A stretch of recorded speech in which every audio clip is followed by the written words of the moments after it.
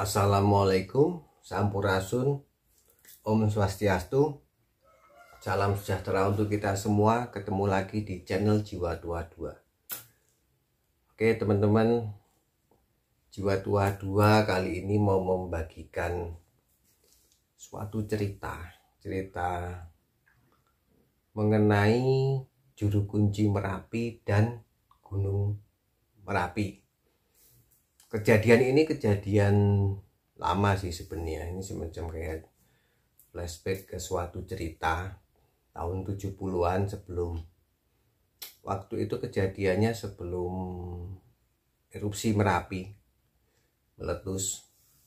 Ini cerita dari Juru Kunci Merapi pada waktu itu yang diusir oleh kakeknya yang menjadi penjaga Gunung Merapi untuk pulang. Nah, seperti kita ketahui biasanya ya, ini menurut tradisi Jawa dan tradisi Jawa, Gunung Merapi dan terutama yang kental dengan Yogyakarta ini kan, biasanya sebelum terjadi erupsi itu satu pasti dari pihak Merapinya itu akan menginfokan ke juru kuncinya. Kedua, nanti ada satu sosok di Merapi yang bernama Mbah Petro itu akan memberitahukan kepada warga bahwa Merapi akan punya hajat. Hajat dalam artian ya erupsi meletus, itu salah satu ungkapan masyarakat zaman dulu ya. Merapi hajatan, atau kalau orang Jawa bilang Merapi duwe gawe. Gawe itu kan kayak hajatan kalau di Indonesia kan. Nah, yang satu sosok ini adalah satu sosok yang bernama Mbah Petro. Dia akan ke desa-desa atau ke penduduk sekitar, bisa dalam wujud mimpi, bisa dalam wujud yang lain.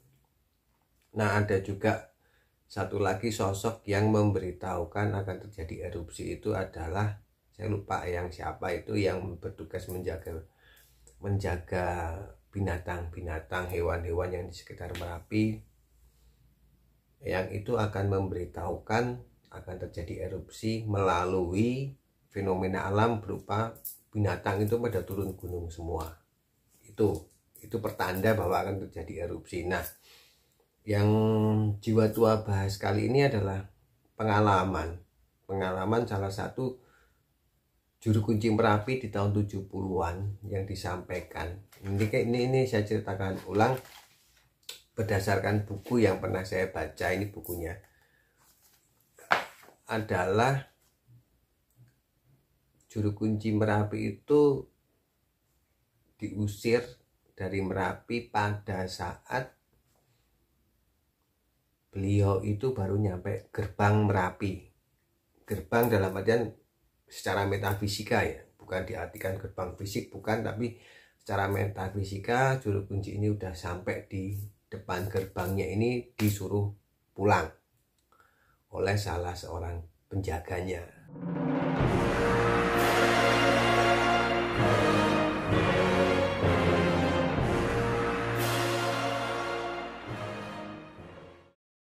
Cerita ini disampaikan Juru Kunci Merapi pada penulis buku.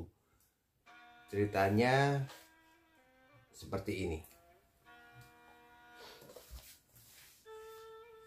Juru Kunci menceritakan pengalamannya mendapat mimpi tanda akan terjadi bencana tahun 70-an. Ini dalam bahasa Jawa. Wedal menika kula nyumpena rumaos wonten sawijining regol kraton Merapi ingkang ageng lan endah. Dumadaan regol menga lan wargi Mbah Kakung jedul ngagem busana Jawi pranaan jangkep. Mbah, wonten punapa Mbah wonten ngriki? Pitaken kula. Oh, kowe putuku, aku saiki wis mukti urip ana kene lan kapatah jaga regol kraton. Putuku enggal baliya, durung titi mangsane kowe ana kene amor karo aku. Wangsulanipun Mbah Kakung. Ati-ati le, sadelok engkas Eyang Merapi arep tedak niti priksa padesan. Pangandikanipun Mbah Kakung. Dalam bahasa Indonesianya adalah sebagai berikut. Waktu itu saya bermimpi berada di luar pintu gerbang Keraton Merapi yang indah dan megah. Tiba-tiba pintu gerbang dibuka dan muncullah kakek almarhum yang menggunakan pakaian kebesaran Jawa. Kakek, mengapa kakek di sini?" tanya saya. "Oh, kamu cucuku. Saya sekarang sudah hidup bahagia di sini dan bertugas menjaga pintu gerbang keraton. Cucuku, segeralah kamu pulang karena belum saatnya kamu tinggal di sini bersamaku," jawab kakek. "Berhati-hatilah. Sebentar lagi Eyang Merapi akan melakukan perjalanan melihat-lihat desa," lanjut kakek. Oke teman-teman, tadi adalah salah satu pertanda dari dari kakek almarhum kakeknya juru kunci Merapi ke juru kunci Merapi waktu itu. Jadi seperti disampaikan di pembukaan tadi adalah Merapi itu bias zaman dulu kalau mau meletus atau erupsi atau apapun pasti akan memberikan tanda ke satu juru kuncinya, yang kedua ke masyarakat pedesaan dengan berbagai tanda-tanda.